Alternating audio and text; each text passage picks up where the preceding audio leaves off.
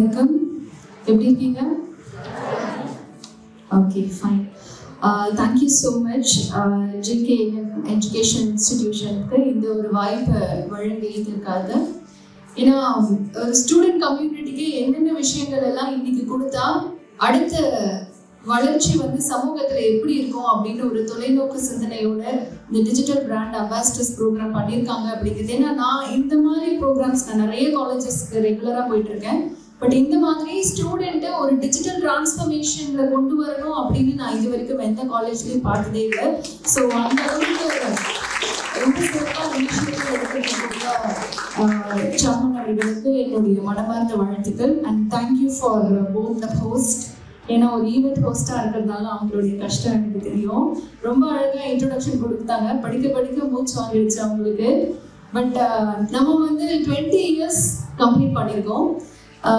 சுருக்கமா அவங்க என்னை பத்தி சொன்னாங்க இல்லையா, அது ஒரு 20% தான். 20% 20 minutes ஆயிடுச்சு இல்லை சொல்றதுக்கு. Now I'm working for BBC Tamil as a freelance journalist, and this year I have completed 20 years in media. எனக்கு 18 வயசுல ஒரு கனவு இருந்தது. அது என்னன்னா, நான் ஒரு டிவி சேனல்ல வேலை பார்க்கணும். என்னோட கனவு ஒரே கனவு தான். நான் டிவி சேனல்ல வேலை பார்க்கணும். சொந்த ஊர் கிருஷ்ணகிரி. உங்க அப்பா அம்மா கிட்ட கேட்டு பாருங்க. கிருஷ்ணகிரி அப்படின்னாலே பெண் சிசு கொலைகள் அதிகமா நிகழ்ந்த ஒரு மாவட்டம். ஒரு காலத்துல பெண் குழந்தை பிறந்தாங்க அப்படின்னா அவங்களுக்கு நிறைய சீர் செய்யணும், சடங்கு செய்யணும், கல்யாணமான அவங்களுக்கு செலவு பண்ணணும் அப்படின்னு பெண் குழந்தை பிறந்த உடனே கள்ளிப்பால் ஊற்றி நெல்மணி எல்லாம் வாயில போட்டு பெண் குழந்தைய கொன்றுவாங்க. 25 years back Krishnagiri and Madurai மாவட்டத்துல இருந்த உசிலம்பட்டி. அதனாலேயே கவர்மெண்ட் தொட்டில் குழந்தை திட்டம் அப்படிங்கிற ஒரு திட்டத்தை எங்க மாவட்டத்துல தொடங்கி அங்க இருக்கிற பேரண்ட்ஸ் கிட்ட, உங்களால குழந்தைய வளர்க்க முடியலன்னா பரவாயில்ல, நீங்க கவர்மெண்ட் கிட்ட கொடுங்க அப்படின்னு ஒரு விழிப்புணர்வை ஏற்படுத்தப்பட்ட ஒரு மாவட்டம். அப்ப அந்த மாவட்டத்துல ஒரு பெண் குழந்தைய பிறந்து நம்ம படிச்சு இந்த அளவுக்கு வரணும் அப்படிங்கிறது ஒரு மிகப்பெரிய சவால். எங்களுக்கெல்லாம் ஒரு 20 வருஷத்துக்கு முன்னாடி நாங்க ஸ்கூலிங்லாம் படிச்சுட்டு இருக்கும் போது ஒரு ஸ்கூல் முடிச்ச உடனே பெண்களுடைய அடுத்த கட்டம் என்ன அப்படின்னு பார்த்தா கல்யாணம் பண்ணி வச்சிருவாங்க. அதுதான் ஒரு அதிகபட்சமான ஒரு விஷயம். அப்ப அதுல இருந்து எல்லாம் நம்ம தாண்டி தாண்டி தாண்டி போராடி இந்த நிலைமைக்கு வந்திருக்கோம் அப்படின்னா நான் பண்றது 2 விஷயம். ஒரு விஷயம், எந்த சூழ்நிலையிலையும் யாருக்காகவும் என்னுடைய படிப்பை விட்டு கொடுத்ததே கிடையாது. எப்படி காலகாலத்துல நம்ம பயிர் செய்யணுமோ காலகாலத்துல படிக்கணும். இன்னைக்கு படிச்சுக்கலாம், நாளை படிச்சுக்கலாம், நாளை வந்தால் படிச்சுக்கலாம் அப்படின்னா காலம் மட்டும்தான் போகும். ஆனா நம்மளால படிக்க முடியாது. ஒண்ணு. 2வது டிசிப்ளின். இப்ப சார் சொன்ன மாதிரி இந்த காலேஜோட ஸ்டூடெண்ட்ஸோட டிசிப்ளினும் ஹாஸ்பிட்டாலிட்டியும் நான் இது வரைக்கும் எங்கேயும் பார்க்கல. அந்த ஃபாலோ அப் அப்படிங்கிறது. பிகாஸ் உண்மையாவே இந்த காலேஜ் உங்களுக்காக தான் நான் வந்தேன். ஆக்சுவலா இன்னைக்கு எனக்கு ஈவெண்ட்ஸ் எல்லாம் இருந்தது. But I have cancelled all the events. உங்களுக்காக தான் வந்தேன். காரணம் என்னன்னா அந்த ஃபாலோ அப் தான். அதுல நான் ரொம்ப இம்ப்ரெஸ் ஆயிட்டேன். ஸோ கெஸ்டா ஃபிக்ஸ் பண்ணதுல இருந்து மேம் டிக்கெட்ஸ் போட்டுட்டீங்களா, எப்போ கிளம்புறீங்க, ட்ரெயின் ஏறிட்டீங்களா, வந்துட்டீங்களா, காலையில 3:45 உங்க ஸ்டூடெண்ட் எனக்கு கால் பண்ணி என்னை எழுப்பி வர விட்டாங்க. இது வரைக்கும் என்ன ட்ரெயின்ல யாரும் எழுப்பி விட்டதே இல்லை. நான் ஒரு 15 வருஷமா டிராவல் பண்ணிட்டு இருக்கேன். நான் போகும்போது நிறைய ஃபங்க்ஷன் நான் ஒரு 1000 ஃபங்க்ஷன்ஸ் அட்டென்ட் பண்ணியிருப்பேன். என்னை யாரும் ஃபோன் பண்ணி எல்லாம் எழுப்பி விட்டது கிடையாது. நானே அலாரம் வச்சு ட்ரெயின்ல எழுந்திரிச்சிருவேன். பட் ரொம்ப ஹாப்பியா இருந்தது. ஃபைன், சின்ன சின்ன விஷயங்களையும் இவ்வளோ அழகா பார்த்து பண்றாங்களே. ஸோ இவங்களுக்காக மேம் நீங்க டிக்கெட் போட்டீங்களா, மேம் டிக்கெட் போட்டீங்களான்னு 4 முறை ஒரு நாள்ல கேட்டாங்க. ஸோ அதுக்காகவே நான் டிக்கெட் போட்டேன். Thanks to Janani also.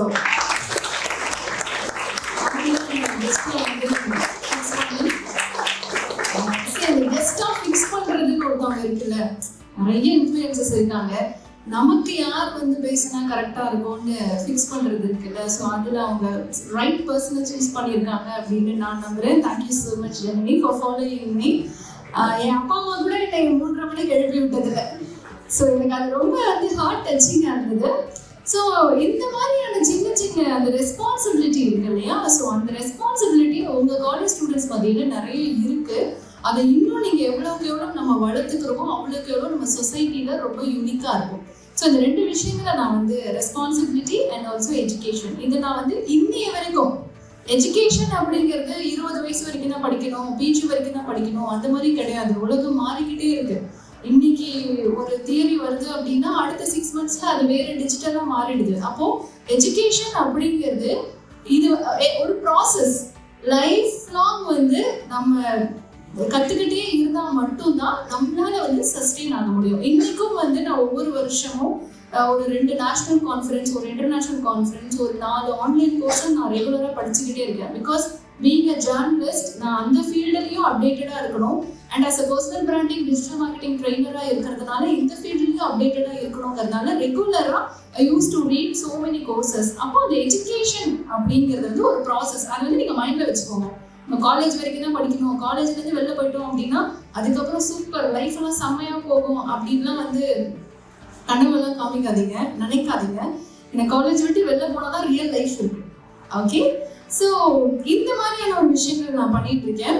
And நான் ஒரு கவர்மெண்ட் ஸ்கூல் ஸ்டூடெண்ட், நான் ஒரு கவர்மெண்ட் காலேஜ் ஸ்டூடெண்ட். என் ஊர்ல பிரைவேட் காலேஜே கிடையாது நான் படிக்கும் போது. அப்போ உங்க எல்லாத்துக்குமே தெரியும், கவர்மெண்ட் ஸ்கூல்ல நம்ம படிக்கிறோம், கவர்மெண்ட் காலேஜ்ல படிக்கிறோம்னா நம்ம எல்லாருமே மேல இருந்து கீழே வரைக்கும் பார்ப்பாங்க, இவங்க எல்லாம் என்ன பண்ணிட போறாங்க அப்படிங்கிற ஒரு தாட்டை. ஸோ மீடியாவில் படிக்கணும், மீடியாவில் இருக்கணும் அப்படிங்கிறப்போ யாருமே என்னோட பேரண்ட்ஸை தவிர்த்து யாருமே என்னை என்கரேஜ் பண்ணதே கிடையாது. நான் மீடியாவில் வேலைக்கு போவேன் அப்படின்னா என்னை ரொம்ப இலக்காரமாக சொல்லுவாங்க, உனக்கு ரொம்ப பெருசா இருக்கு கனவு, ஆசைலாம், அதெல்லாம் நிறைவேறாது, +2 முடிச்சியா, ஒரு கல்யாணம் பண்ணிட்டு செட்டில் ஆகு அப்படின்னு என்ன திரும்ப திரும்ப திரும்ப சொல்லுவாங்க. அதுக்கப்புறம் இன்னொரு விஷயம் என்ன சொல்லுவாங்கன்னா, நீ சென்னைக்கான ஆங்கரே கிடையாது, சென்னையில எல்லாம் ஒரு ஆங்கரா நீ வேலை பார்க்கணும்னா எப்படி இருக்கணும் தெரியுமா, எவ்வளவு ஸ்டைலிஷா இருக்கணும் தெரியுமா, எப்படி நடக்கணும் தெரியுமா, எப்படி சிரிக்கணும் தெரியுமான்னு எனக்கு போறவங்க வரவங்க எல்லாம் கிளாஸ் எடுத்துக்கிட்டே இருப்பாங்க. ஆனா எனக்கு ஒரு நம்பிக்கை இருந்தது, யார் என்ன சொன்னாலும் நம்ம ஒரு விஷயத்தை நினைச்சோம் அப்படின்னா நம்மளால அச்சீவ் பண்ண முடியும் அப்படின்னு. ஸோ நான் +1 படிக்கும் போது லோக்கல் சேனல்ல பார்ட் டைமா நான் ஒரு நியூஸ் ரீடிங் ஜாப் வந்து போனேன். அதுவும் நான் எப்படி போனேன் அப்படின்னா, ரெகுலரா நான் வந்து பேச்சு போட்டு சின்ன வயசுல இருந்து நல்லா பேசுவேன். ஆன் ஸ்பாட் ஒரு டாபிக் கொடுத்தா என்னால ½ அன் ஹவர் வந்து பேச முடியும். அந்த மாதிரியான ஒரு டேலண்ட்டை வந்து நான் வச்சிருந்தேன். அப்போ நியூஸ் ரீடர் லோக்கல் சேனல்ல லீவு போட்டுட்டாங்க. அப்போ வந்து ஒரு 1 வீக் மட்டும் நீங்க வந்து படிக்க முடியுமான்னு கேட்டாங்க. அதுதான் என்னோட ஃபர்ஸ்ட் என்ட்ரி. நான் வந்து 16 வயசுல நான் உள்ள என்ட்ரு ஆகுறேன் லோக்கல் சேனல்ல. அப்போ நான் நியூஸ் படிக்கிறேன். படிச்ச உடனே எனக்கு அவ்வளோ ஹாப்பியா இருக்கு, ஓகே நம்ம வந்து மீடியாக்குள்ள வந்து வந்துட்டோம் அப்படின்னு நான் நினைக்கிறேன். ஆனா அதுக்கு அடுத்து வந்து +2 வந்த உடனே எல்லாத்தையும் நமக்கு தான் ஒரு தியரி இருக்கே, +2 வந்தா டிவி பார்க்க கூடாது, கேபிள் கட் பண்ணணும், ஃப்ரெண்ட்ஸ் வீட்டுக்கு போகக்கூடாது, ரிலேட்டிவ் வீட்டுக்கு போக இருந்துச்சா அப்பா எனக்கு மட்டும் தான் இருந்ததுன்னு நினைச்சேன். ஸோ +2ல நான் அதை குவிட் பண்ணிட்டேன். பட் இருந்தாலும் எனக்கு மைண்ட்ல இருந்துகிட்டே இருந்தது. நான் காலேஜ் படிக்கும்போது திரும்ப நான் பார்ட் டைம் ஜாப் பண்ணேன், லோக்கல் சேனல்ல நியூஸ் ரீடரா ஒர்க் பண்ணேன். அண்ட் ஃபர்ஸ்ட் இயர் நான் விகடன் ஸ்டூடெண்ட் ரிப்போர்ட்டரா, என்னுடைய ஊர்ல ஃபர்ஸ்ட் ஃபீமேல் ஸ்டூடெண்ட் ரிப்போர்ட்டரா நான் செலக்ட் ஆனேன். இது நான் ஏன் உங்களுக்கு ஷேர் பண்ணணும்னு நினைச்சேன்னா, நமக்குள்ள என்னைக்குமே ஒரு ஃபயர் இருந்துகிட்டே இருக்கணும். அவங்க நம்மளை வந்து அவமானப்படுத்துறாங்க, இவங்க நம்மளை வந்து பேசுறாங்க, இவங்க நமக்கு மரியாதை கொடுக்கல, இவங்க நம்மளை இன்சல்ட் பண்றாங்க அப்படின்னா அப்படிதான் பண்ணுவாங்க. சொசைட்டில வந்து ஒரு 4000 பேர் வந்து உங்களை பாராட்டுறாங்க அப்படின்னா 40,000 பேர் உங்களை இன்சல்ட் பண்ணதான் இருப்பாங்க. உங்க வீட்டுல சொல்லுவாங்க தெரியுமா, நீங்க ஏதாச்சும் ஒரு புது விஷயம் பண்ணீங்கன்னா 4 பேர் என்ன பேசுவாங்க சொல்லுவாங்க, 4 பேர் என்ன நினைப்பாங்க, 4 பேர். ஆனா கடைசி வரைக்கும் எனக்கு 36 வயசு ஆகுது, நான் வந்து 15 வயசுல இருந்து இந்த வார்த்தையை கேட்டுட்டே இருக்கேன், 4 பேர் என்ன நினைப்பான், 4 பேர் என்ன நினைப்பான். ஆனா கடைசி வரைக்கும் இந்த 4 பேரை நான் பார்த்ததே இல்லை. நீங்க யாராவது பார்த்திருக்கீங்க சார்? நீங்க யாராவது பார்த்திருக்கீங்க அந்த 4 பேர்? கடைசி வரைக்கும் நம்ம பார்க்கவே முடியாது. காரணம் என்னன்னா, நம்ம என்ன பண்ணாலும் யாராவது ஒருத்தவங்க நம்மள பேசிட்டே தான் இருப்பாங்க. அப்போ நமக்கு என்ன பிடிக்கும், நமக்கு என்ன வரும், நம்மளோட ஆம்பிஷன் என்ன அப்படிங்கிறத மட்டும் நம்ம ஃபிக்ஸ் பண்ணிட்டு நம்ம கண்டினியூஸா ஒர்க் பண்ணிட்டே இருந்தோம் அப்படின்னா ஒரு நாள் நம்மளால அச்சீவ் பண்ண முடியும். அப்போ நான் காலேஜ் டேஸ்ல நான் விகடன் ஸ்டூடெண்ட் ரிப்போர்ட்டரா ஜாயின் பண்றேன். அப்போ என்னை சுற்றி எல்லாருமே மென் தான், நான் மட்டும்தான் விமன். ஒரு 30 பேர் மென் இருக்காங்க. நான் ரிப்போர்ட்டிங் போகணும்னாலும் அவங்க கூட தான் போகணும், வரணும்னாலும் அவங்க கூட தான் வரணும். உங்களுக்கு தெரியும், இந்த சமூகம் ஒரு பெண் வந்து ஒரு ஆணோட வேலைக்கெல்லாம் போகும்போது எப்படி பேசும் அப்படிங்கிறது உங்களுக்கு தெரியும். அப்போ அதெல்லாம் வந்து மைண்ட்ல வந்தாலுமே என்னோட டார்கெட் ஒரே விஷயம், நம்ம மீடியாக்குள்ள எப்படியாவது சென்னையில வேலை பார்க்கணும், நம்ம மீடியாக்குள்ள வேலைக்கு போகணும். நான் விகடனுக்கு வந்த உடனே என்னோட ஆம்பிஷன் மாறிச்சு. ஏன் மாறிச்சு அப்படின்னா, ஒரு நாள் நான் ஒரு ரிப்போர்ட்டிங் கேட்க போறேன். அப்போ ஒரு ரிப்போர்ட்டர் கேட்கிறாரு, பெரிய பிபிசி ஆங்கர் வந்துட்டாங்க அப்படியே எழுதுறதுக்கு ரிப்போர்ட்டிங் பண்ணி, சருக்குன்னு ஒரு வார்த்தை ரொம்ப கஷ்டமாயிடுச்சு. அன்னைக்கு நைட் எல்லாம் போய் நான் வீட்டுல அழுகுறேன், இப்படி சொல்லிட்டாங்க. எனக்கு அந்த பாயிண்ட்ஸ் அவங்க கொடுக்கல. பெரிய பிபிசியில எழுதுற நினப்பு அப்படின்ட்டாங்க. அன்னைக்கு முடிவு பண்ணேன், இன்னைக்கு நீ சொல்றல நான் பிபிசியில கண்டிப்பா ஒரு நாள் வேலை செய்வேன் அப்படின்னு. என்னுடைய 18 வயசுல நான் அதை வந்து முடிவு பண்ணேன். 36 வயசு ஆகிட்டு பிபிசியில 5வது வருஷமா ஒர்க் பண்ணிட்டு இருக்கேன். அப்போ நம்மளுடைய கனவு நனவாக்குறது அப்படிங்கிறது அது நம்ம கிடையாது. யார் நம்மள என்ன வேணும்னாலும் பேசலாம். ஆனா கன்சிஸ்டன்டான உழைப்பும் விடாமுயற்சியும் உங்களுடைய கனவை, உங்களுடைய இலக்கை எந்த நேரத்திலும் நீங்கள் நிறைவேற்றிக் கொள்ள முடியும். அது நான் லைவ் எக்ஸாம்பிள். அப்ப 18 வயசுல என்னால முடியாதுன்னு சொல்றாங்க, அது எப்படி நீ சொல்லலாம் அப்படின்ட்டு நான் வந்து படிக்க ஆரம்பிக்கிறேன். எனக்கு இன்னொரு ஸ்ட்ரகிளும் இருந்தது. ஏன்னா என்னோட ஃபேமிலி எல்லாமே டீச்சிங் ஃபேமிலி. எல்லாமே MA BEd, MSc BEd, BA BEd, MPhil படிச்சா நீ டீச்சருக்கு தான் படிக்கணும்னு சொல்லிட்டாங்க. நீ வந்து படி, ஆனா நீ டீச்சருக்கு படி, ஆனா நீ டீச்சர் படிச்சு முடிச்சுட்டு நீ என்ன வேணாலும் பண்ணுன்னு சொல்லிட்டாங்க. அப்போ நான் எங்க அப்பா அம்மா சொல்றது நான் கேட்டுதான் ஆகணும். ஆப்வியஸா அவங்களுக்கு மீடியா பத்தின நாலேஜ் எங்க பரம்பரைக்கே கிடையாது. மீடியாவும் நான் தான் ஃபர்ஸ்ட். அப்போ நான் வெயிட் பண்றேன், என்னுடைய பேஷனை நிறைவேற்றுறதுக்கு வெயிட் பண்றேன். நான் பிஏ படிக்கிறேன், பிஎட் படிக்கிறேன், பிஎட்ல காலேஜ் ஃபர்ஸ்ட், நான் பிஜி படிக்கிறேன். ஆனாலும் நான் ஒரு விஷயம் தொடர்ந்து பண்ணேன். ஏன்னா என்னுடைய கனவு அப்படிங்கிறது மீடியா. அந்த மீடியாவுக்கு நம்ம போகணும் அப்படின்னா நாளைக்கு 5 வருஷம் கழிச்சு நியூஸ் சேனலுக்கு நம்ம போகும்போது உனக்கு என்ன எக்ஸ்பீரியன்ஸ் இருக்கும், உனக்கு என்ன தெரியும்னு நம்மளை கேட்பாங்கல்ல. அதுக்காகவாவது நம்ம வந்து ஒர்க் பண்ணணும்னு சொல்லி நான் காலேஜ் படிச்சுட்டு இருக்கும் போதே என்னுடைய ஊர்லயே லோக்கல் சேனல்ல வேலை பார்த்தேன். நான் சேலம்ல பிஜி பண்ணேன் 2 இயர்ஸ். அங்க 4 லோக்கல் சேனல்ல வேலை பார்த்தேன். காலையில என்னோட ஸ்கெடியூல் எப்படி இருக்கும்னா, காலையில 5:30 மணிக்கு ப்ரோக்ராமுக்கு போவேன். அங்க போயிட்டு முடிச்சுட்டு வெளியில ஹோட்டல்ல சாப்பிட்டுட்டு 8:30 மணிக்கு காலேஜ் போவேன். ஈவினிங் 3:30 காலேஜ் முடியும். 4:30க்கு ஹாஸ்டல் போவேன். அங்கே பக்கத்துல டீ கடையில ஒரு டீ ஒரு பன் அது சாப்பிட்டுட்டு அங்கிருந்து ஆஃபீஸ்க்கு போவேன். அங்க ரெண்டு ப்ரோக்ராமோ 3 ப்ரோக்ராமோ இருக்கும். முடிச்சுட்டு 9:30க்கு ஹாஸ்டலுக்கு வருவேன். 10:30க்கு அசைன்மெண்ட் ஸ்டார்ட் பண்ணுவேன். 11:30க்கு அந்த அசைன்மெண்ட்ஸ் முடிப்பேன். 12:30க்கு தூங்குவேன். என்னோட 2 இயர்ஸோட அசைன்மெண்ட்ஸ் எல்லாருமே என்ன கேட்பாங்க, காலேஜ்னா ஜாலியா இருக்க வேண்டிய வயசு, ஃப்ரெண்ட்ஸோட போய் செம்மையா என்ஜாய் பண்ண வேண்டிய வயசு, காலேஜை கட்டடிக்க வேண்டிய வயசு, அரியர் வைக்க வேண்டிய வயசு, இதெல்லாம் தான் எனக்கு கொடுக்கப்பட்ட அட்வைஸ். ஆனா ஒரு நாள் அதை நான் காதுல வாங்கிக்கவே இல்லை. ஜாலியா இருக்கிறது எப்ப வேணாலும் ஜாலியா இருக்கலாம், அது வந்து பெரிய விஷயமே கிடையாது. ஆனா அந்தந்த காலத்துல நம்ம படிக்கல, அந்தந்த காலத்துல நம்முடைய இலக்குல நம்ம மனசு வைக்கல அப்படின்னா திரும்பி பார்த்தா எதுவுமே இருக்காது. அப்போ என்னோட நீங்க இந்த இப்ப 18-19 வயசுல நம்ம எல்லாருமே கஷ்டப்படுறோம் நம்ம சொல்றோம்ல, இதெல்லாம் கஷ்டமே கிடையாது. சொல்ல போனா இதெல்லாம் சிம்பிள். நம்மளோட இன்னும் யதார்த்தமா சொல்லணும்னா, ஒரு பில்டிங்க்கு பேஸ்மெண்ட் எந்த அளவுக்கு ஸ்ட்ராங்கா இருக்கோ அந்த பில்டிங் அந்த அளவுக்கு நிலைச்சு நிற்கும். அப்போ இந்த 18 வயசுல இருந்து 22 வயசு வரைக்கும் நீங்க போடக்கூடிய எஃபர்ட், நீங்க போடக்கூடிய கன்சிஸ்டன்சிங்கிறது தான் 35 வயசுல நீங்க எப்படி இருப்பீங்க அப்படிங்கிறதுக்கான ஒரு பேஸ்மெண்ட். நீங்க 18 வயசுல படிக்கிறீங்க, 30 வயசுல உங்க பேருக்கு பின்னாடி ஒரு அடையாளம் இருக்கும்ல. இப்ப இன்னைக்கு உங்க பேர் ஜனனி, நீங்க வந்து பிடிஎஸ் படிக்கிறீங்க அப்படின்னா நீங்க 35 வயசுல உங்களுடைய அடையாளம் என்னவா இருக்கு? அப்போ அந்த அடையாளத்துக்காக தான் நம்ம இப்ப வந்து உழைக்கிறோம். ஆனா செம்ம ஜாலியா இருக்க வேண்டிய வயசு இதுதான், சூப்பர் ஜாலியா இருக்க வேண்டிய வயசு இதுதான். ஆனா பிளான் பண்ணி ஜாலியா இருக்கணும், அவ்வளவுதான். ஜாலியா மட்டுமே இருக்கக்கூடாது. அப்போ என்னுடைய காலேஜ் டேஸ்ல நான் போட்ட எஃபர்ட் இன்னைக்கு எனக்கு வந்து மிகப்பெரிய பலன்களை கொடுத்துக்கிட்டு இருக்கேன். நான் காலேஜ் முடிச்ச உடனே நான் ஒரு இன்டர்வியூ அட்டென்ட் பண்றேன். இன்டர்வியூ அட்டென்ட் பண்ண உடனே ஃபர்ஸ்ட் இன்டர்வியூல எனக்கு வேலை கிடைச்சிருச்சு. நான் போயிட்டு காலேஜ்ல இன்டர்வியூ நான் அட்டென்ட் பண்ணும்போது அவங்க என்கிட்ட எக்ஸ்பெக்ட் பண்ணது ஓகே தமிழ் நல்லா படிச்சா போதும் அப்படின்னு. நான் காலேஜ் முடிச்சுட்டு அவங்க கிட்ட நான் கொடுக்குறேன், என்னோட ரெஸ்யூமை வந்து ஒரு புக்கா கொடுக்குறேன். நம்ம எல்லாம் 2 பேஜ் 3 பேஜ்ல தானே கொடுப்போம். ரெஸ்யூமை வந்து நான் புக்கா கொடுக்குறேன். அந்த புக்ல என்ன இருக்கும் அப்படின்னா, நான் வாங்கின ப்ரைஸஸ், நான் வந்து ஸ்கூல் காலேஜ், ஏன்னா எனக்கு ஒரு தாட் இருந்துகிட்டே இருக்கும், நம்ம எப்படியாவது சாதிக்கணும். அதனால ஸ்கூல் காலேஜஸ்ல என்ன வாய்ப்பு கிடைச்சாலும் அதை நான் ஒரு வாய்ப்பு கூட விட மாட்டேன். எந்த காம்படிஷனாலும் ஜெயிக்கிறோமோ தோக்குறோமோ, வாழ்க்கையிலையும் அப்படிதான், ஜெயிக்கிறோமோ தோக்குறோமோ, participation is very much important. ஏன்னா அதுதான் உங்களுக்கு அந்த வாழ்க்கையினுடைய அனுபவத்தை கொடுக்கும். என்ன போட்டி நடந்தாலும் போய் ஃபர்ஸ்ட் பேரை கொடுப்பேன். நமக்கு தெரியுமோ தெரியாதோ, வருதோ வராதோ, போய் பேரை கொடுப்பேன். அப்போதான் அந்த செல்ஃப் கான்ஃபிடன்ஸ் லெவல் உங்களுக்கு வந்து பூஸ்டப் ஆகும். ஒரு குழந்தை பிறந்த உடனே எல்லாம் நடக்காது, அதுக்கெல்லாம் ஒரு ஸ்டேஜஸ் இருக்கு. லைஃப்லயும் அப்படிதான், பிறந்த உடனே வளர்ந்த உடனே நம்ம சாதனையாளர் ஆகிறது இல்லை. எல்லாமே it's all about the experience. அப்போ எல்லாத்துலேயும் நான் பேர் கொடுத்து எல்லாத்துலையும் பார்ட்டிசிபேட் பண்ணி நான் காலேஜ் பிஜி முடிச்சு வரும்போது என்கிட்ட 300 ப்ரைஸஸ் அண்ட் சர்டிஃபிகேட்ஸ் இருந்தது.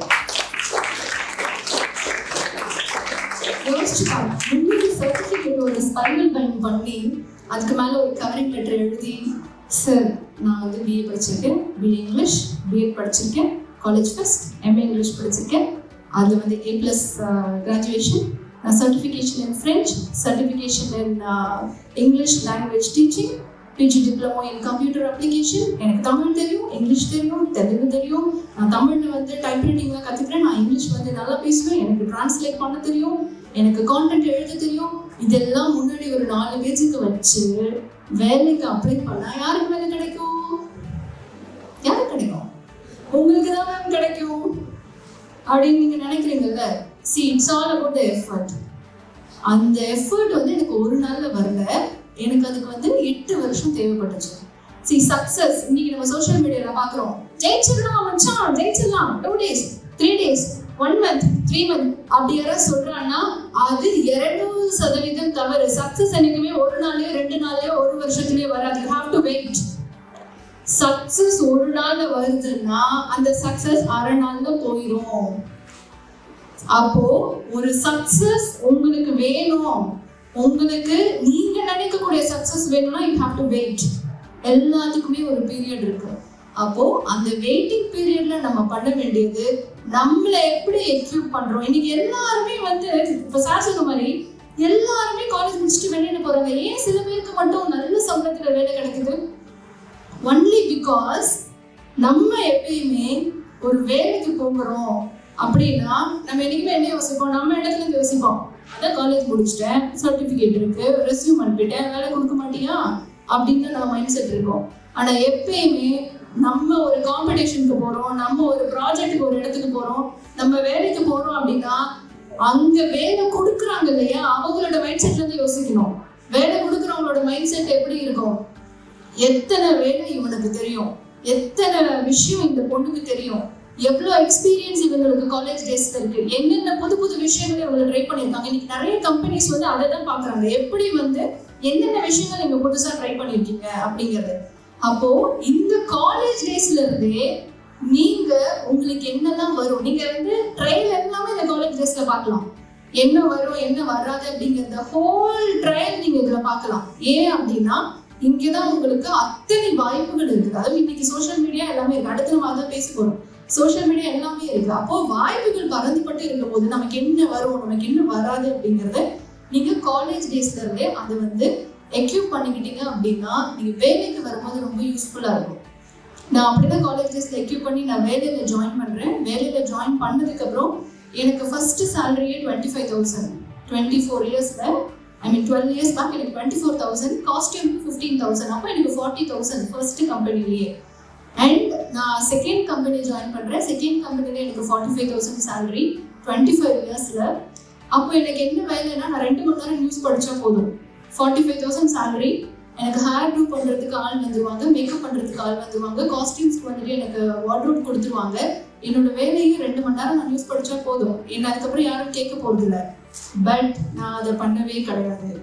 2 மணி நேரம் நியூஸ் படிச்சுட்டு மீதி 6 நிறைய பேர் என்ன பண்ணாங்கன்னா மீதி 6 மணி நேரத்தில் செம்ம ஜாலியாக இருப்பாங்க, வெளில போவாங்க, எல்லாமே வந்து ஃப்ரெண்ட்ஸோட வெளில போவாங்க, சும்மாவே உட்காந்துருப்பாங்க, படம் பார்ப்பாங்க, எல்லாம் பண்ணுவாங்க. பட் நான் அதை பண்ணலை. நான் என்ன பண்ணேன்னா, ஓகே நம்ம சென்னைக்கு வர முடியாதுன்னு சொன்னாங்கல்ல, இப்போ நம்ம சென்னைக்கு வந்துட்டோம். 8 வருஷம் வெயிட் பண்ணி அதுக்கான எஃபோர்ட் போட்டு சென்னைக்கு வந்துட்டோம். பிபிசியில் பண்ண முடியாதுன்னு ஒருத்தர் ஏற்கனவே 18 வயசுல சொல்லி வச்சிருக்காரு. அதை எப்படி வந்துட்டு நம்ம பண்ண முடியாம போயிடும் அப்படின்ட்டு மிச்சம் இருக்கிற 4 மணி நேரத்துலையும் ஐ equip my self.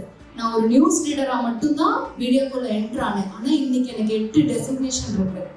I'm a freelance journalist, I'm a motivational speaker, I'm a documentary film director, I'm a brand ambassador, I'm a content creator, I'm a digital marketing trainer and digital influencer. So எனக்கு இத்தனை அடையாளங்கள் இருக்கு அப்படிங்கிறது அது எல்லாமே என்னோட 24 வயசுல நான் திரும்பவும் கற்றுக்க ஆரம்பிச்சேன். அப்போ என்னுடைய அந்த தினமும் எனக்கு 6 மணி நேரம் கிடைக்கும் இல்லையா, கான்டென்ட் ரைட்டிங்கை இன்னும் எக்யூப் பண்ணேன்.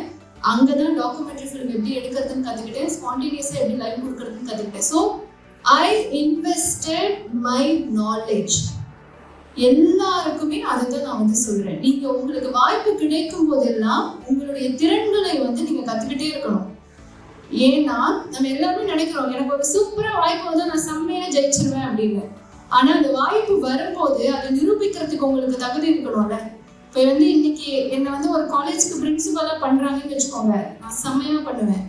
ஏன்னா எனக்கு ஒரு அட்மின் பொசிஷன்ல எனக்கு வரணுங்கிறது எனக்கு மிகப்பெரிய கனவு. அப்ப அந்த கனவுக்காக நான் டெய்லி நான் தகுதிப்படுத்திக்கிட்டே இருக்கேன். அப்போ நீங்க வந்து உங்களுடைய கனவை நீங்க அடையணும் அப்படின்னா டெய்லி அதுக்கு உங்களை தகுதிப்படுத்திக்கிட்டு என்னைக்காவது ஒரு வாய்ப்பு வரும்போது அதை வந்து நீங்க மிஸ் பண்ணிடக்கூடாது. அப்போ தினமுமே வந்து உங்களை தகுதிப்படுத்திக்கணும். ஸோ இப்படியெல்லாம் பண்ணி ஃபுல் டைமா 12 years ஒர்க் பண்ணி யார் வந்து இந்த பிபிசியில வந்து சேர முடியாதுன்னு சொன்னாங்களோ அவங்களே எனக்கு வந்து நான் பிபிசியில ஜாயின் பண்ணியிருக்கேன்னு சொல்லும் போது எனக்கு கங்க்ராட்ஸ் பண்ணாங்க. அப்போ எனக்கு எப்படி இருந்தது அப்படின்னா, நான் அவங்களுக்காக பண்ணல, அது ஒரு விஷயம். ஏன்னா எனக்கு ஆல்ரெடி பேஷன் இருக்கு, அவங்க சொன்னாங்களேங்கிறதுக்காக நான் பண்ணல. பட் ஐ எம் சேயிங் 10 பேர் உங்களை அப்படிதான் சொல்லுவாங்க. அப்போ இன்னைக்கு நம்ம இத்தனை விஷயங்கள் பண்ணியிருக்கோம் அப்படிங்கிறப்போ 2 விஷயம், ஒன்று எஜுகேஷன், இன்னொன்று கன்சிஸ்டன்சி. ஓகே ஃபைன் மேம் சூப்பராக பண்ணிட்டீங்க, எல்லாம் செம்மையா பண்ணிட்டீங்க, நல்லா படிச்சீங்க, நல்ல வேலையெல்லாம் செய்றீங்க, இதுக்கப்புறம் என்ன மேம் அப்படின்னு நீங்க கேட்கலாம். ஸோ நான் 20 வயசுல வச்சிருந்த கனவை 36 வயசுல முடிச்சிட்டேன்.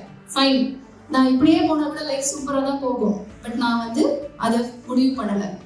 அண்ட் இப்போ நான் வந்து ஒரு இலக்கு வச்சிருக்கேன். அது என்னன்னா, அடுத்த 10 yearsல 1 million பீப்புளுக்கு டிஜிட்டல் லிட்ரஸியை பத்தி நம்ம கொண்டு போய் தகவல்களை சேர்க்கணும். அப்ப அதுக்கு ஸ்டார்டிங்கா நான் லாஸ்ட் இயர்ல இருந்து personal branding digital marketing classes ஆன்லைன்ல நான் எடுக்க ஆரம்பிச்சிருக்கேன். அண்ட் இந்த 2 yearsலயே நான் 5000 பேருக்கு ட்ரெயின் பண்ணிட்டேன். என்ன அப்படின்னா, டெக்னாலஜியை தமிழ்ல கொண்டு போய் சேர்க்கணும். முக்கியமா என்னோட கிளாஸஸ் எல்லாமே தமிழ்ல தான் இருக்கும். ஸோ அந்த கிளாஸஸ்ல டிஜிட்டலா எப்படி பிராண்ட் பண்றது, பர்சனலா எப்படி பிராண்ட் பண்றது அப்படிங்கிறத நான் வந்து கிளாஸ் சொல்லி கொடுத்துட்டு இருக்கேன். அண்ட் லாஸ்ட் இயர் அண்ட் 2023ல சிங்கப்பூர்ல கூகுள் ட்ரஸ்டட் மீடியா சமிட் நடந்தது. 32 கண்ட்ரீஸ்ல இருந்து 600 பேரை செலக்ட் பண்ணாங்க. தமிழ்நாட்டில இருந்து செலக்ட் பண்ணப்பட்டு அங்க சிங்கப்பூர்ல போய் கூகுள் ஆஃபீஸ்ல ட்ரைனிங் அட்டெண்ட் பண்ண ஒரே ஃபீமேல் ரிப்போர்ட்டர் நான் தான். தமிழ்நாட்டில இருந்து 3 பேர் தான் போயிருந்தோம், 2 மென் ஒரு விமன், நான் ஒரே ஒரு விமன். அண்ட் அதை தாண்டி கடந்த 2 வருஷமா தேசிய அளவிலான லாட்லி ஊடக விருது அப்படின்னு சொல்லுவாங்க. ஜேர்னலிசம்ல எங்களுக்கு அது மிகப்பெரிய அவார்ட், ஒவ்வொரு ஜேர்னலிஸ்டுக்குமே அது ஒரு கனவு. இப்போ லாஸ்ட் 2 yearsா தமிழ்நாட்டில இருந்து அந்த அவார்டுக்கும் என்னுடைய கட்டுரைகள்லாம் வந்து செலக்ட் ஆயிருக்கு. அண்ட் என்னுடைய கட்டுரைகள் வந்து பிபிசியில 12 மொழிகள்ல மொழிபெயர்க்கப்பட்டிருக்கு. நான் தமிழ்ல ஆங்கிலம், பர்மீஸ், உருது, கன்னடா, மராத்தி, பஞ்சாபி, பெங்காலி, ஸோ இந்த மாதிரி லாங்குவேஜஸ் எல்லாமே மொழிபெயர்க்கப்பட்டிருக்கு. அப்போ இது அடிப்படை இது எல்லாத்துக்குமே காரணம் என்ன அப்படின்னா, நம்மளை எக்யூப் பண்ணிக்கிட்டே இருக்கிறது. ஓகே வாட் இஸ் நெக்ஸ்ட் இதுதான் போதும் அப்படின்னு இல்லாமல் வாட் இஸ் நெக்ஸ்ட் அப்படி இருக்கும்போது தான் உங்களுக்கான இண்டிவிஜுவாலிட்டியை உருவாக்க முடியும்.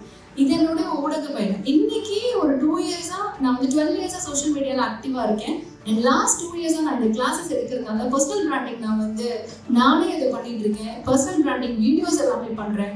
இப்போ என்னுடைய சோஷியல் மீடியா பேஜஸை ஒரு மாசத்துக்கு 1.5 கோடி பேர் பார்க்குறாங்க. நீங்கள் என்னோட சோஷியல் மீடியா பேஜ் போட்டிங்கன்னா நான் போன மாதம் அதை போட்டிருப்பேன். லாஸ்ட் மந்த் மட்டும் என்னோட இன்ஸ்டாகிராம் பேஜை 1 கோடி பேர் பார்த்துருக்காங்க. I am talking about motivation, inspiration, goals, அது எல்லாமே. இன்னைய வரைக்கும் நீங்கள் சொன்னால் நம்ப மாட்டீங்க, ஆப்பர்ச்சுனிட்டிஸ் எல்லாமே எனக்கு சோஷியல் மீடியா மூலமாக தான் வருது. ஈவன் திஸ் ஆப்பர்ச்சுனிட்டி ஆல்சோ எல்லாமே எனக்கு சோஷியல் மீடியா தான் வருது. அப்போது உங்களுடைய பர்சனல் பிராண்டிங் எப்படி இருக்கணும் அப்படின்னா, இந்த சமூகம் உங்களை எப்படி பார்க்க வேண்டும் என்பதை நீங்கள் தான் தீர்மானிக்க வேண்டும். இந்த சமூகம் உங்களை இன்ஸ்பிரேஷனாக பார்க்க வேண்டுமா, இந்த சமூகம் உங்களை என்டர்டைன்மெண்டாக பார்க்க வேண்டுமா, இதை முடிவு செய்வது நீங்கள் தான். இன்னைக்கு சோஷியல் மீடியானா எல்லாருமே என்ன நினைச்சிட்டு இருக்காங்க, நம்ம போட்டோஸ் போடுவோம், ரீல்ஸ் போடுவோம், பாட்டுக்கு டான்ஸ் ஆடுவோம், தப்பு கிடையாது. நான் கூட பாட்டு பாடுறேன், நான் கூட டான்ஸ் ஆடுறேன், அதெல்லாம் தப்பு கிடையாது. பட் அதெல்லாம் 20%. அதை நம்ம பண்ணிதான் ஆகணும். ஏன்னா அல்காரிதம் இருக்கு, அல்காரிதம்ல நம்ம அதை பண்றோம்னு வச்சுக்கோங்க. 20% என்டர்டைன்மெண்ட் வச்சுக்கலாம்.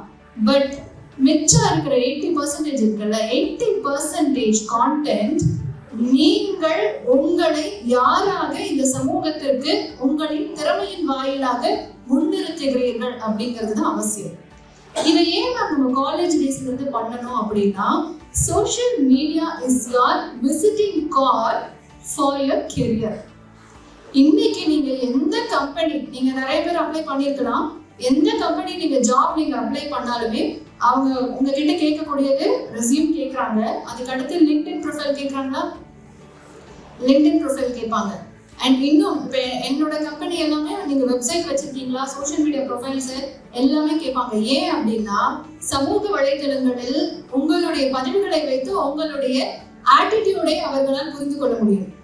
அப்போ நமக்கு இன்னைக்கு இருக்கக்கூடிய மிகப்பெரிய வாய்ப்பு அப்படிங்கிறது சமூக வலைதளங்களின் மூலமாக பர்சனல் பிராண்டிங் அப்படிங்கறத நம்ம எப்படி பண்றது அப்படின்னு. இப்ப என்னோட இதுல இருந்து நான் சொல்றேன், என்னோட பர்சனல் பிராண்டிங் நான் எப்படி பண்றேன் அப்படின்னா, I want to become a motivational speaker, I want to become an inspirational to all the students who are achieving their dreams.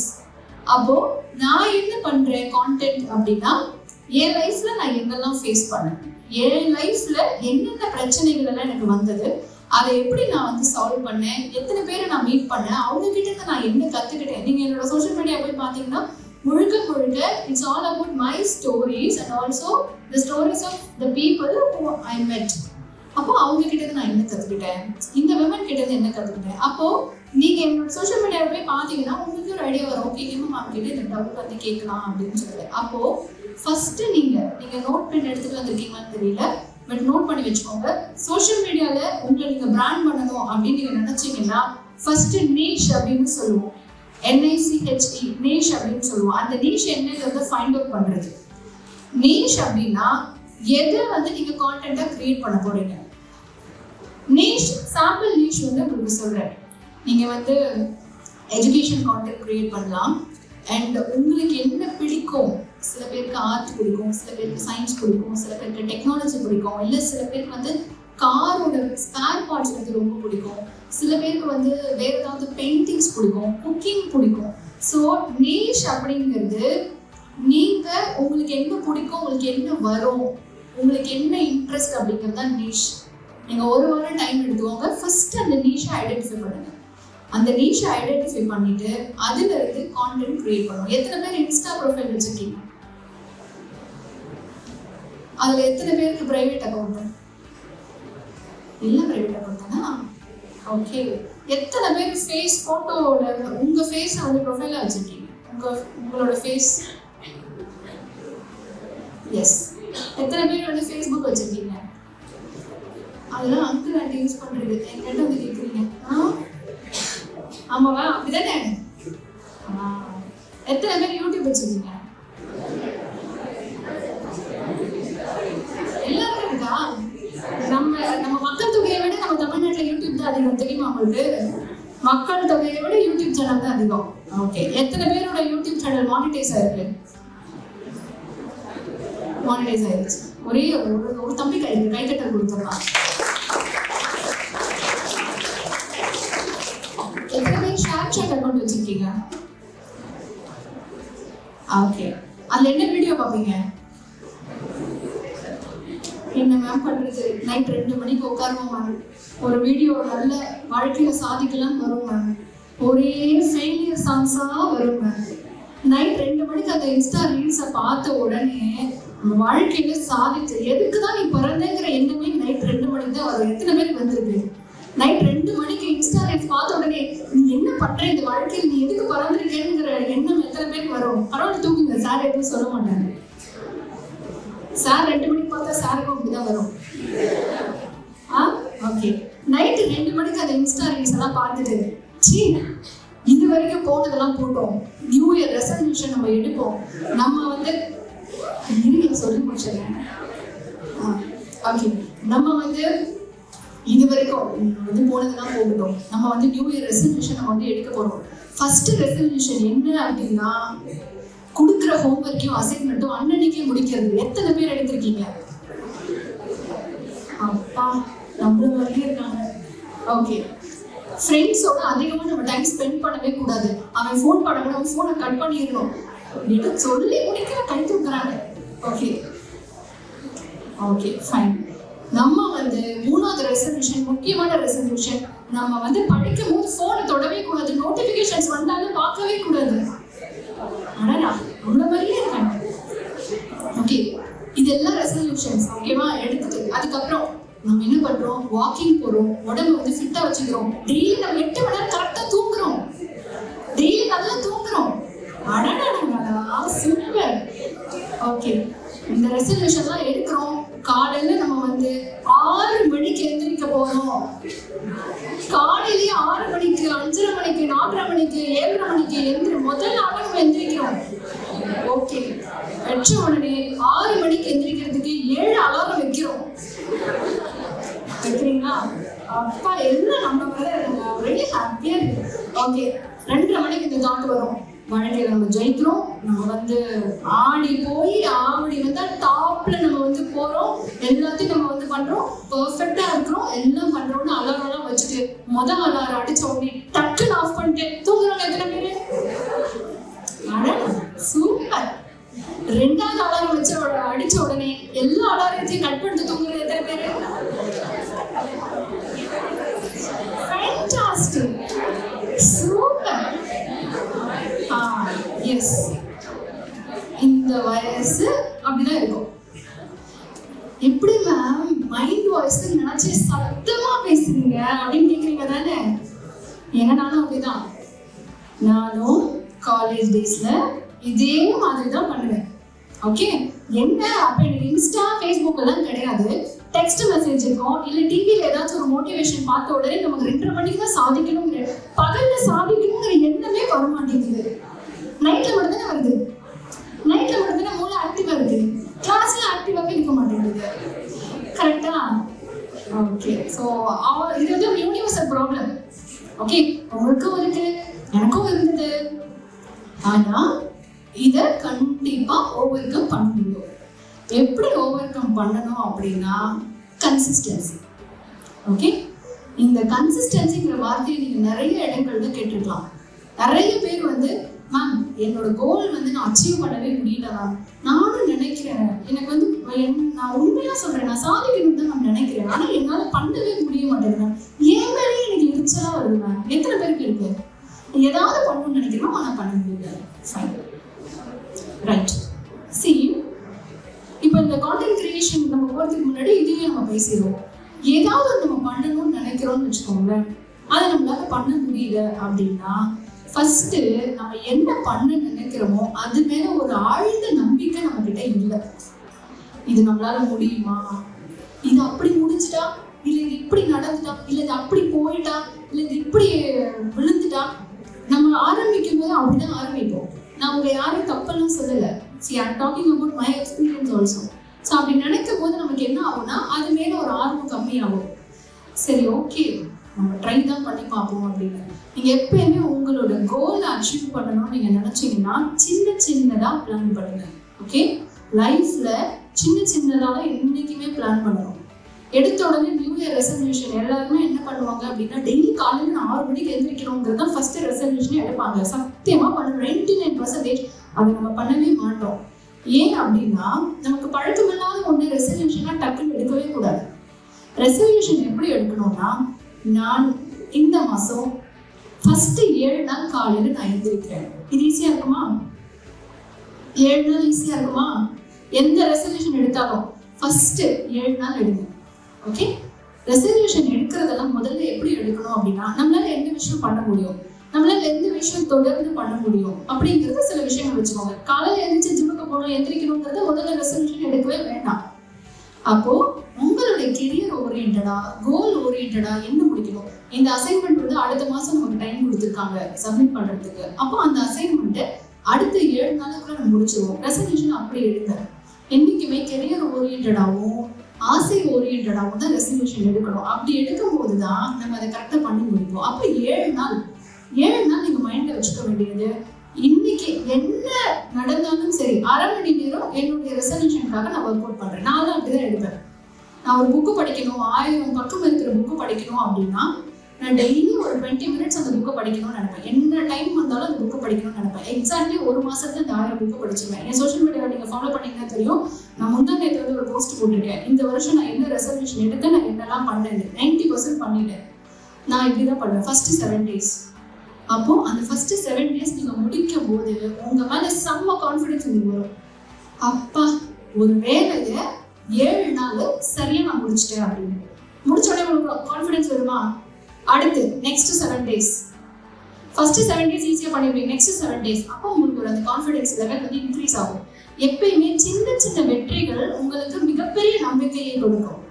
அந்த வெற்றிகள் தான் மிகப்பெரிய இலக்கை நோக்கி உங்களை பயணம் செய்ய வைக்கும். அப்போ அடுத்த 7 days, அடுத்த 7 days கண்டிப்பா முடிப்பீங்க. அந்த முடிக்க முடியலன்னா என்ன நினைக்கணும்னா, அதான் லாஸ்ட் 7 days முடிச்சிட்டோம்ல, இந்த 7 days நம்மளால முடிக்க முடியாதா அப்படின்னு உங்களை நீங்களே மோட்டிவேட் பண்ணணும்.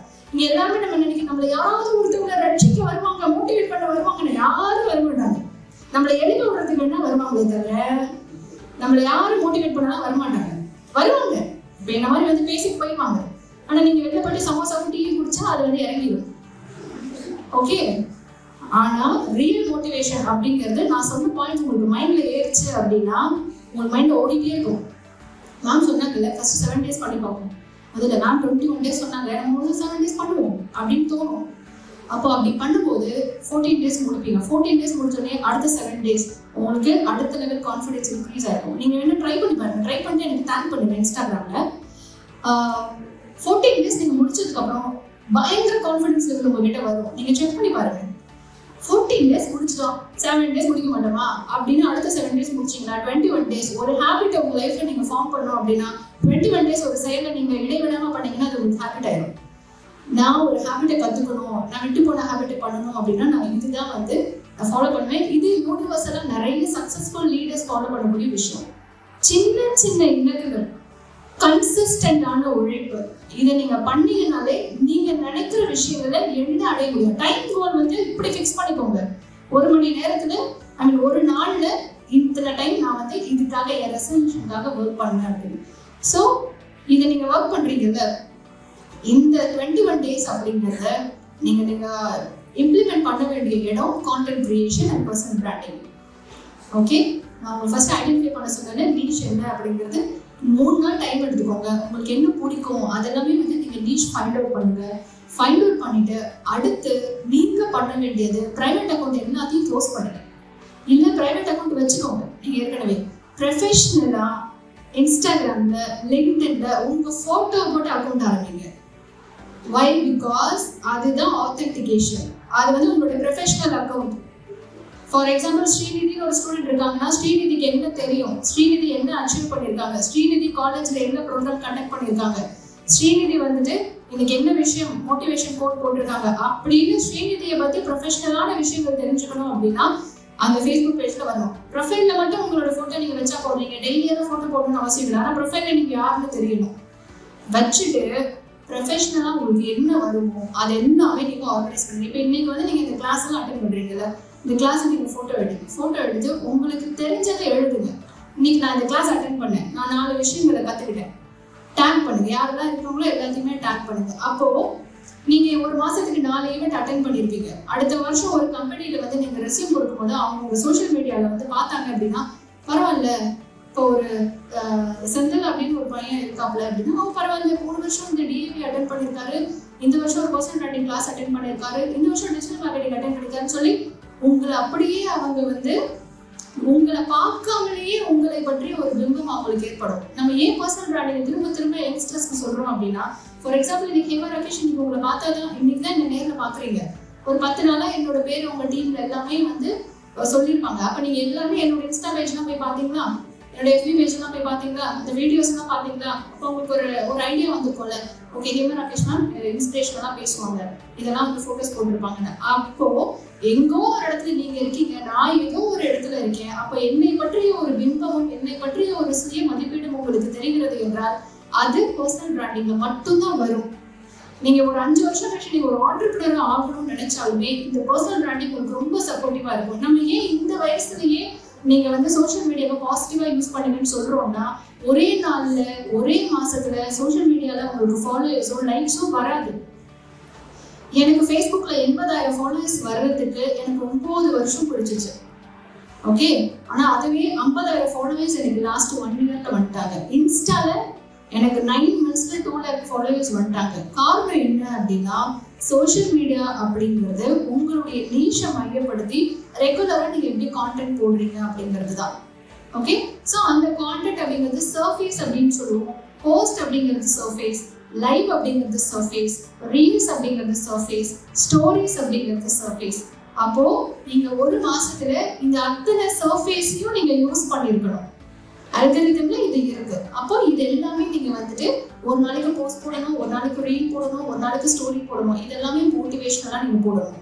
மேம் எனக்கு கான்டென்ட்ல எழுத தெரியாது அப்படின்னா ChatGPT எத்தனை பேர் யூஸ் பண்றீங்க? சூப்பர். ChatGPTல உங்களுக்கு கான்டென்ட் எப்படி எடுக்கிறது நமக்கு தெரியும்.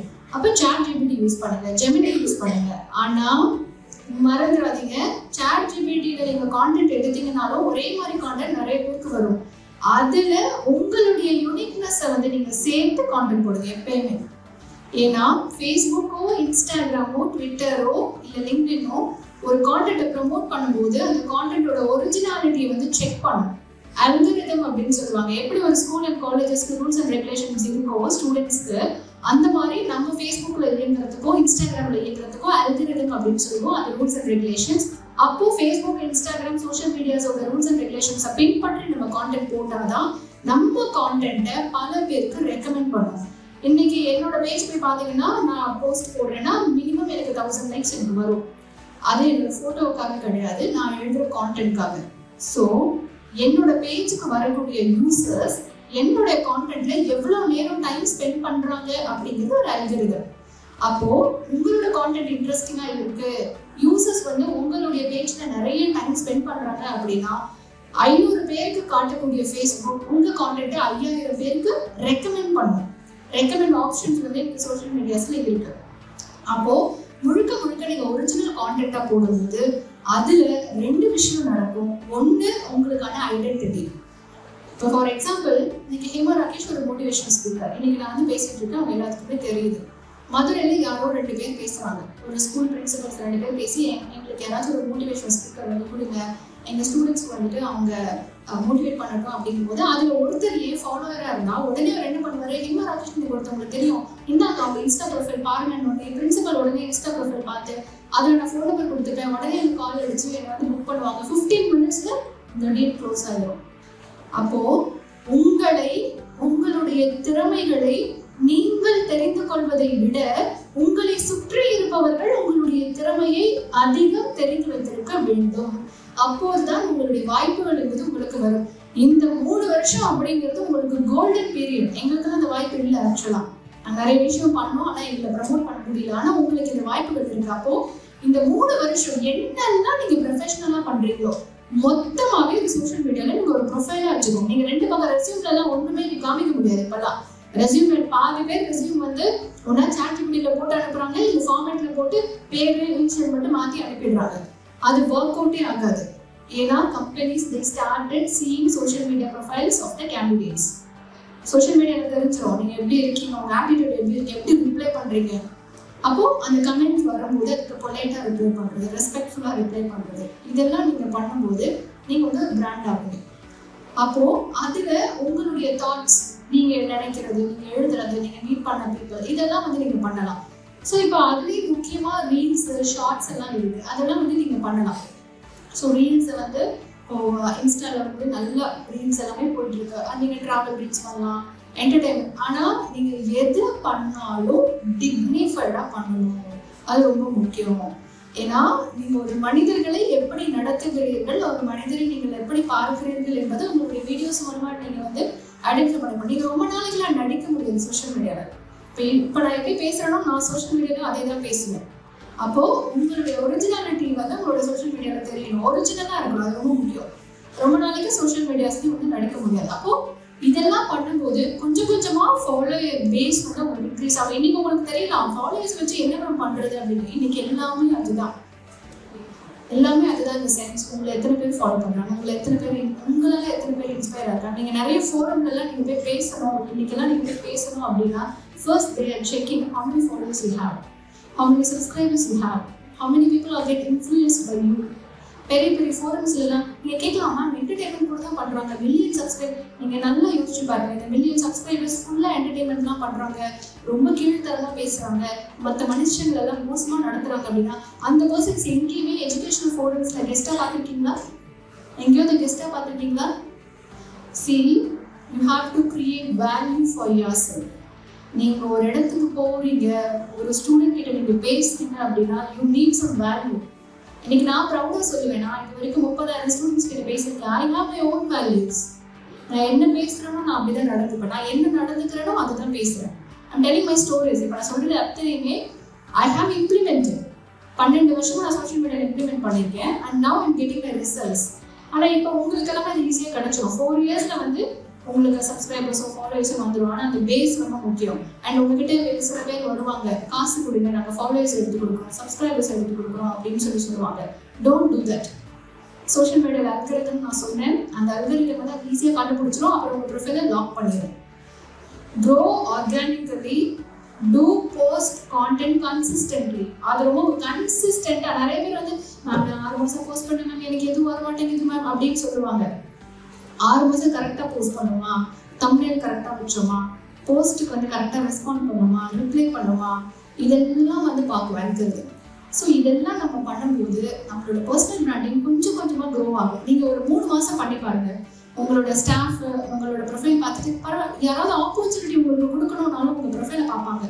இல்லை இந்த தம்பியை விட இந்த தம்பி நல்லா பண்ணியிருக்காப்புல பாருங்க, அந்த டிபிஓ ப்ரோக்ராம்ல இவங்க தான் வந்துட்டு இந்த ஹோஸ்ட்லாம் ஃபிக்ஸ் பண்ணாங்க போல, இந்த ஹோஸ்ட் கூட அவங்கள பற்றி எல்லாம் பேசினாங்க. இப்படிதான் உங்க பேர் வந்து பரவும். நீங்கள் செய்யக்கூடிய நல்ல செயல்கள், உங்களை பற்றி இருக்கக்கூடிய மதிப்பீடுகள் அப்படிங்கிறது இப்படிதான் பரவும். மவுத் டு மவுத் தான் பரவும். எப்படி இன்னைக்கு ஒரு 50 பேர் என்ன ஃபாலோ பண்ண மாட்டீங்க இன்ஸ்டாகிராம்ல?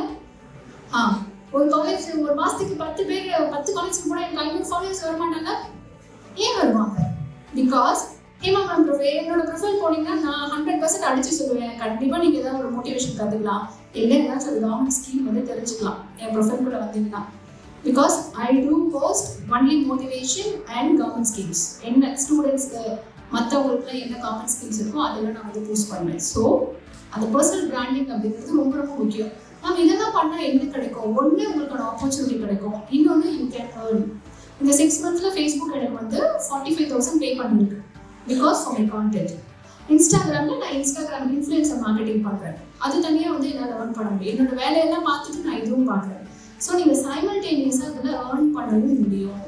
இந்த டிஜிட்டல் சோஷியல் மீடியா அப்படிங்கிறது மிகப்பெரிய கடல். ஆனால் அது நீங்கள் ஆரம்பிக்கிறதுன்னு ஒன்று இருக்குல்ல, அந்த ஆரம்பிக்கிறது ஆத்தென்டிகேட்டாக உங்களுடைய நேம் வச்சு உங்களுடைய திறமையை முன் வச்சு நீங்கள் ஆரம்பிச்சிங்க அப்படின்னா இந்த 4 பேர் தான் வருவான். வந்துட்டு ஐயோ சோஷியல் மீடியாவில் ஃபோட்டோ போட்டிங்கன்னா மார்ஃபிங் பண்ணி ஏதாச்சும் பண்ணிடுவாங்க. எத்தனை பேருக்கு சொல்கிறாங்க? ஏன் ஆப்வியஸ்லி தேடு அப்படி நீங்கள் சொல்லணும். அப்புறம் ஒன்றும் பிரச்சனை இல்லை, ஆதார் கார்டில் இருக்குது அதை எடுத்துகிட்டு போய் பண்ண சொல்லு, லைசன்ஸில் இருக்குது அதில் எடுத்துகிட்டு போய் பண்ண சொல்லு. You have to stand for your self. Okay? ஏன் திரும்ப திரும்ப நம்ம காலேஜ் ஸ்டூடெண்ட்ஸ் ஏன் நம்ம வந்து சோஷியல் மீடியாவை பாசிட்டிவாக யூஸ் பண்ணுங்கன்னு சொல்கிறோம்னா அடுத்த 5 yearsல will be seeing tremendous changes. Last 5 yearsக்கு முன்னாடி ரீல்ஸுங்கிற ஒரு கான்செப்டே கிடையாது, தெரியும்ல? நீங்கள் ஸ்கூல் படிக்கும்போது தான் ரீல்ஸ் இருந்ததா? I was working with Kumudam digital. அப்போ ரீல்ஸ்ன்னு ஒன்று கிடையாது, டிக்டாக்னு ஒன்று இருந்துச்சு, அதுக்கு முன்னாடி மியூசிக்கலின்னு ஒன்று இருந்துச்சு, ஒன்லி ஃபார் என்டர்டைன்மெண்ட். அண்ட் ஆனால் இன்னைக்கு 40% of women entrepreneurs are in Instagram. என்னுடைய கிளாஸ் இன்ஸ்டாகிராமில் தான் ஓடுது. ஒரு மாசத்துக்கு 200 பேர் வந்து என்னோட கிளாஸ் அட்டென்ட் பண்றாங்க ஒன்லி த்ரூ இன்ஸ்டாகிராம். அப்போ சோஷியல் மீடியா இவ்வளோ ப்ரொஃபஷனலாக இருக்கும்போது we have to be professional on social media pages. அப்போ இது இந்த காலேஜ் டேஸ்லேயே நீங்கள் நல்ல பர்சனல் பிராண்டிங் பண்ணி வச்சுட்டீங்க அப்படின்னா if you go for a job, அந்த எம்டி வந்து தம்பி இவ்வளோ நல்ல ப்ராஜெக்ட்ஸ்லாம் பண்ணியிருக்காப்புல, இவருக்கு இந்த ஆப்பர்ச்சுனிட்டிஸ்லாம் கொடுக்கலாம். உங்களை பற்றின வேல்யூஸை நீங்கள் தான் உருவாக்கணும். யாரும் வந்து உங்களை பற்றியெல்லாம் இப்போ என்கிட்ட வந்து நீங்கள் என்னை பற்றி நீங்கள் போய் 4 இடத்துல பேசுங்கன்னா நான் பேசுவேனா? பேசுவேன். ஏன் பேசுவேன்னா நீங்கள் காலேஜுக்கு வந்திருக்கேன் பேசுவேன், ஒரு நாள் பேசுவேன். இப்போ பக்கத்தில் இருக்கிற யார்ட்டையாச்சும் உங்களை பற்றி நீ போய் என்னை பற்றி பெருமையாக பேசுனா யாராவது பேசுவாங்களா? உங்களை பற்றி நீங்கள் தான் பேசணும். உங்களுடைய நல்ல விஷயங்களே நீங்கள் தான் சொல்ல வேண்டும். என்னோட 4 வருஷத்துக்கு முன்னாடி எல்லாரும் கிண்டல் பண்ணுவாங்க, இவளுக்கு வேறு வேலையே இல்லை, இவ என்ன பண்ணுறா, இவளுக்கு என்ன தெரியும்னு சொல்லிட்டே திரியிறா அப்படின்னாங்க. இப்போ நான் அதை பர்சனல் பண்ணி கிளாஸாக எடுக்கிறேன், அதை காசு கட்டி படிக்கிறாங்க. அப்போ அதோட வேல்யூ இருக்குல்ல, அந்த வேல்யூ அப்படிங்கிறது தான் உங்களுடைய வேல்யூவை டிசைட் பண்ணும். இப்போ நான் என்னோட சப்ஸ்கிரைப் வச்சு தான் என்னுடைய சார்ஜிங் அப்படி டிபெண்ட் பண்ணுறேன். நீங்கள் என்கிட்ட போஸ்ட் கொடுத்தீங்கன்னா இவ்வளோ பேர் பார்ப்பாங்க, இவ்வளோ ஆடியன்ஸ் இருக்காங்க, இவ்வளோ பேருக்கு ரீச் ஆகும், இதுதான் சார்ஜ் அப்படின்னு நான் வைக்கிறேன். Because of my personal branding. அப்போ நீங்கள் அதை பண்ணணும் அப்படின்னா you have to start yourself. இப்போ இருந்தே ஸ்டார்ட் பண்ணுங்க. சின்னதாக தான் ஸ்டார்ட் பண்ண முடியும். ஒரு பெரிய பில்டிங்க்கு எடுத்த உடனே ஒரே நாளில் உருவாகாது. First we need a map. ஒரு மேப் ரெடி பண்ணி இப்படிதான் அந்த பில்டிங் இருக்க போகுதுன்னு சொல்லிட்டு ஒரு ப்ளூ பிரிண்ட் போடுவோம் தெரியுமா? அந்த ப்ளூ பிரிண்ட் தான் உங்களுடைய பிளான். அதுக்கு அடுத்து பேஸ்மெண்ட் போடுவோம் தெரியுமா? அந்த பேஸ்மெண்ட் போடுறது தான் எக்ஸிகியூஷன். ஓகே, அதுக்கப்புறம் இந்த பில்டிங் ஒவ்வொன்றா சின்ன சின்ன செங்கலா கட்டி எடுத்து கட்டுவோம் தெரியுமா? அதுதான் நீங்க கெயின் பண்ணக்கூடிய எக்ஸ்பீரியன்ஸ். இதெல்லாம் ஒரு நாள் கன்சிஸ்டண்டா நீங்க பண்ணிட்டே வந்தீங்க அப்படின்னா ஒரு வருஷம் இந்த பில்டிங் கொடுத்துரும். அதே மாதிரி நீங்க என்ன கோல் வச்சிருக்கீங்களோ அது சர்டன் இயர்ஸ்க்குள்ள உங்களால இம்ப்ளிமெண்ட் பண்ண முடியும். இது மென்னா இருந்தாலும் சரி, விமனா இருந்தாலும் சரி, உங்களுடைய பர்சனல் பிராண்டிங் அப்படிங்கிறத கான்சென்ட்ரேட் பண்ணணும். அண்ட் அதே சமயம் அந்த விமன் எம்பவர்மெண்ட் அப்படிங்கிறது குறிப்பா எனக்கு சொல்லணும் அப்படின்னு நான் நினைச்சேன். நீங்க படிக்கிறீங்க அப்படின்னா அந்த படிப்பு மட்டும்தான் கடைசி வரைக்கும் உங்களை காப்பாற்றும். Especially for women. நம்ம சொல்லுவோம், கட்டிய கணவன் கைவிட்டாலும் ஒரு பெண் கற்ற கல்வி அவளை இன்றைக்குமே கைவிடாது. நீங்க படிக்கிறீங்க அப்படிங்கிறது அதுதான் உங்களுடைய சொத்து. உங்க அப்பா அம்மா உங்களுக்கு பணம் சேர்த்து வைக்கலாம். ஓகே, அந்த பணம் நாளைக்கு சுனாமி வந்தாலும் பூகம்பம் வந்தாலும் அடிச்சுட்டு போயிடும். நகை சேர்த்து வைக்கலாம். ஒரு தீ விபத்து வந்துச்சுன்னா போயிடும். உங்களுக்கு வீடு சேர்த்து வைக்கலாம். அது ஏதாச்சும் ஒரு இதாயிடுச்சுன்னா இடிச்சு விழுந்துடும். இது எதுவுமே நிலை இல்லாத சொத்துக்கள். ஆனா நீங்க படிப்பு படிச்சீங்க, அந்த நாலேஜ் இருக்குல்ல, your education is your power. 50 வருஷத்துக்கு முன்னாடி நம்ம இந்த மாதிரி நினைச்ச விஷயங்கள் பண்ண முடியாது. Even 20 years back we can't do it. ஆனா இப்போ எல்லாமே நம்ம பண்றோம் அப்படின்னா only because of education. அந்த எஜுகேஷனை யாருக்காகவும் எந்த சூழ்நிலையிலும் எதற்காகவும் விட்டு கொடுக்க கூடாது. உங்களுடைய வேலை என்பது உங்களுடைய சுயமரியாதை, செல்ஃப் ரெஸ்பெக்ட். உங்களை படிக்க வைக்கிறதே நம்ம சொந்த காலில் நிற்கணும், சொந்த காலில் சம்பாதிக்கணும். யாரையும் டிபெண்ட் பண்ணியிருக்காங்க யோசிச்சு பாருங்க. இப்போ நீங்க யாரையும் டிபெண்ட் பண்ண இல்லை. ஒரு குறிப்பிட்ட காலத்துக்கு அப்புறம் எனக்கு சல்வார் வாங்கணும், எனக்கு 1000 ரூபாய் பணம் கொடுன்னு யார்கிட்ட கேட்க முடியுமா? You can't to it. ஏன் அப்படின்னா நீங்க உங்களுடைய படிப்பு தான் உங்களுடைய பலம். அப்போ அந்த படிப்பு, அந்த வேலை அப்படிங்கிறது தான் ஒரு பெண்ணிற்கு உண்மையான சுதந்திரத்தை கொடுக்கும். உண்மையான சுதந்திரம் அப்படிங்கிறது நினைச்ச ட்ரெஸ்ஸை போடுறது, இல்லை நைட் நம்ம தனியாக போறது அப்படிங்கிறதுலாம் நிறைய பேர் நம்ம நினைச்சிருக்கோம். That is not in freedom. Your original freedom is your education and your financial independence. அப்போ இது ரெண்டு மட்டுமே பெண்களுக்கு எப்பயுமே உங்க வாழ்க்கையில கை கொடுக்கும். அப்போ அதை பண்ணுங்க. அண்ட் இன்னொரு முக்கியமான விஷயம் நீங்க எல்லாத்தையும் சொல்றது, ஃபைனல் திங், சேவிங்ஸ், சேமிப்பு. என்னுடைய சேமிப்பை நான் 18 வயசுல தொடங்கினேன். எனக்கு 1000 ரூபாய் சேலரி. அந்த 1000 ரூபாயில நான் 100 rupees சேர்த்து வைப்பேன். இன்னைக்கு எனக்கு அதை விட நிறைய மடங்கு சேலரி இருக்கு. இன்னைக்கும் நான் எவ்வளோ சேலரி வாங்கினாலும் I used to save 40%. I used to save 40%. I started from 10%. அப்போ சேவிங்ஸ் அப்படிங்கிறது அது உங்க வயசுல இருந்தே, எல்லாரும் சொல்லுவாங்க கடன் வாங்கி பார்த்துக்கலாம். நம்ம வாழ்க்கையில கடன் வாங்கலாம், ஆனா அதுக்கு திருப்பி கட்டக்கூடிய சூழல் இருக்கணும். அப்போ நம்ம கிட்ட இருக்கிறத வச்சு எப்படி ஹாப்பியா இருக்கணும். அண்ட் நம்ம கிட்ட இருக்கிறது நீங்க எவ்வளோ இதை மட்டும் மைண்ட்ல வச்சுக்கோங்க. என் அப்பா இதுதான் எனக்கு சொல்லியிருக்காரு, எவ்வளோ சேலரி வாங்கினாலும் சேவ் 20%, சேவிங்ஸை 20% எடுத்து வச்சிரு.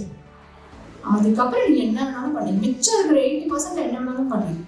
அந்த மிச்சம் இருக்கிற 80% 2 வேளை தான் சாப்பிட முடியுமா, சாப்பிடு. அப்போ நீ பண்ண வேண்டியது அந்த 20% எடுக்கிறது இல்லை. மிச்சம் இருக்கிற ஒரு வேலையை சாப்பிட்றதுக்கு எவ்வளவு கூடுதலா சம்பாதிக்கணுங்கிறத பாரு. அதுதான் அப்பா சொல்லுவாரு. அப்போ அந்த சேவிங்ஸ் அப்படிங்கிறது இன்னைக்கு எல்லாமே செலவு பண்ணக்கூடிய கலாச்சாரத்துல இருக்கும், நுகர்வு கலாச்சாரத்துல இருக்கும். அப்போ அந்த சேவிங்ஸ் அப்படிங்கிறது தான் நம்ம வாழ்க்கையில மிக ஒரு பணம் கொடுக்கக்கூடிய தைரியத்தை உங்களுக்கு வேற எதுவும் கொடுக்காது. 2 பேருக்குமே சொல்றேன். ஒரு காலத்துல ஒரு 40-45 இயர்ஸ்க்கு மேல உங்களுக்கு அந்த பணம், இந்த சமூக மரியாதை இருக்குல்ல, அதெல்லாம் நீங்க 20 வயசுலேயே ஆரம்பிக்கணும்.